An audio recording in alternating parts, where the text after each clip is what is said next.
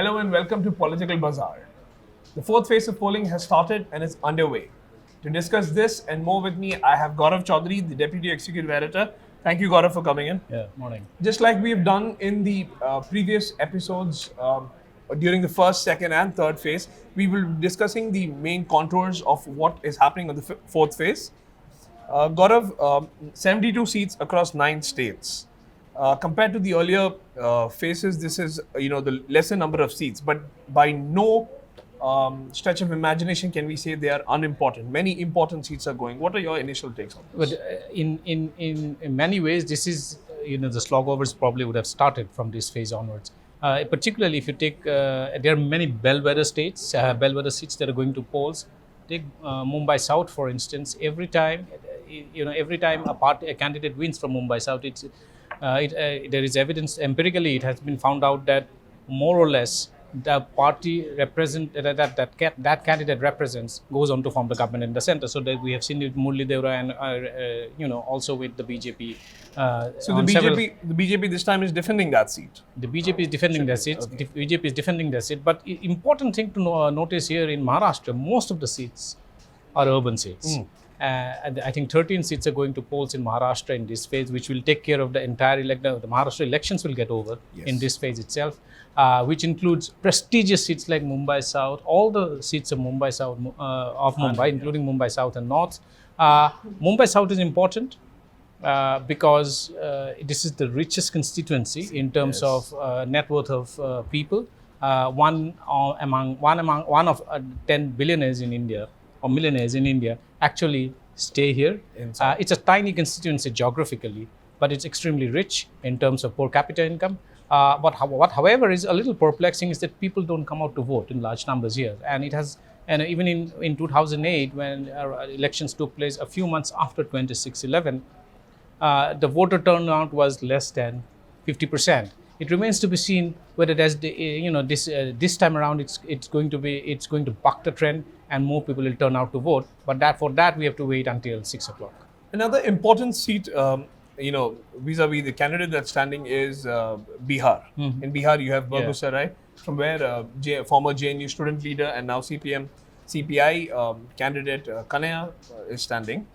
What do you think is the seat? So Begusarai, as we know, is also sometimes described as the Leningrad of Bihar, and it's been a stronghold of the left parties there. He's a joint left candidate. He has created a lot of he has been able to at least ruffle the BJP camp there. As also it's a please remember it's a three-cornered contest in Begusarai. There is the RLD Congress candidate there, and there is the left candidate, which is Kanaya Kumar, and also the BJP candidate, which is Giriraj Singh, who initially didn't want to contest from Begusarai but have relented, and hence it's a three-cornered contest. And it's most people who have visited Begusarai have come back with reports saying that while Kanaya Kumar has created some kind of traction among the voters there, but in the final arithmetic, a three-cornered contest eventually could end up helping the BJP. Because it splits the anti-BJP vote probably vertically. If Kanaya Kumar has to get votes, he will probably eat into the votes which would have otherwise gone to the Gathmandan there. So in the final analysis, it could end up helping the BJP there. Although Kanaya Kumar's presence clearly shows there is a possibility that the BJP may not be entirely invincible there. We have to discuss about West Bengal. 8 seats are going to the polls, of which from initial reports we can understand that there's a lot of tension in Asansol, where BJP's Babul Supriyo is defending his seat, and Congress's Moon Sen is in the fray. What do you think about this? And Bengal, through the phases, has seen violence. So Bengal, the incidents of violence during the polls have been the highest in Bengal so far. And Asansol, which the BJP is defending, and Babul Supriyo, our minister in the Narendra Modi government, is defending his seat.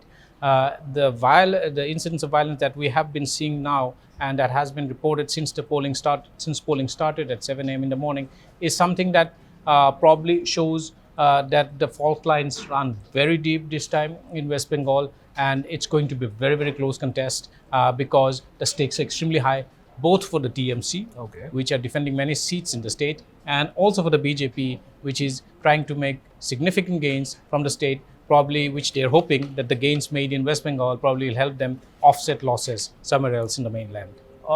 Before we just wrap up, there are 6 seats in Madhya Pradesh and 13 in Rajasthan. Both state governments, the Congress won in December. Yes. How do you see this going? And especially another fact that's interesting over here is that the chief minister, the sons of both the chief ministers, Correct. Ashok Gehlot and Kamal Nath, are actually in the poll. So Chhindwara clearly is a Kamal Nath pocket borrow, and it's his ability to garner votes there is legendary. His son is contesting there because he is now the chief minister. Yes. In Rajasthan, interesting. BJP 13 seats are going to polls. BJP is defending all 13 because in 2014 they swept the polls, Yes. winning 25 upon 25.